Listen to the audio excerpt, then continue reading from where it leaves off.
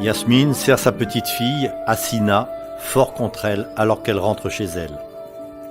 Elle habite dans un abri de fortune fait d'une bâche où elle et sa famille séjournent en tant que réfugiés.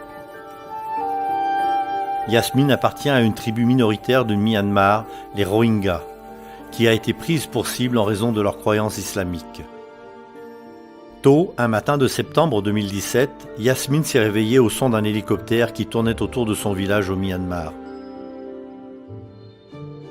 Elle a ensuite entendu une mitrailleuse mitrailler les bâtiments.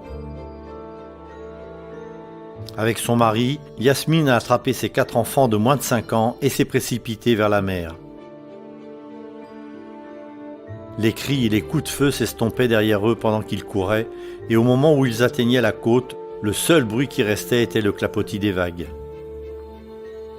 Pourtant, la famille avait peur. Yassina, qui n'était alors qu'un nouveau-né, a survécu à ses 8 jours de lait maternel avec un morceau de tissu pour ombrage. Finalement, Yasmine et son mari ont décidé que la capture valait mieux que la famine.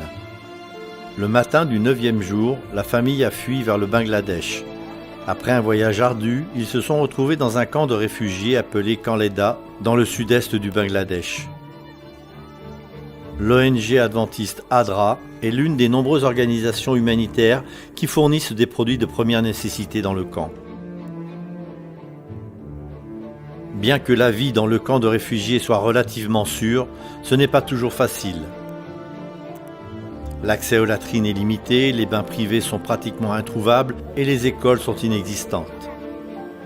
En tant que réfugié Rohingya au Bangladesh, Yasmine n'a pas beaucoup d'options en matière d'alimentation.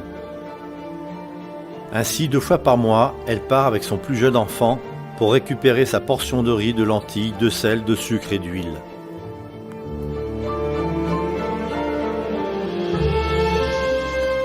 Avant l'attaque, le mari de Yasmine était un commerçant et propriétaire prospère à Myanmar. Grâce aux revenus de sa mercerie et à l'abri de sa maison en bois de 2 étages, son mari subvenait aux besoins de toute sa famille. Et maintenant, ils n'ont pas d'autre choix que d'accepter de l'aide et d'attendre. Yasmine et sa famille font partie des 800 000 réfugiés Rohingyas vivant au Bangladesh et désireux de rentrer à Myanmar. En attendant, ADRA et d'autres organisations humanitaires s'efforcent de répondre à leurs besoins.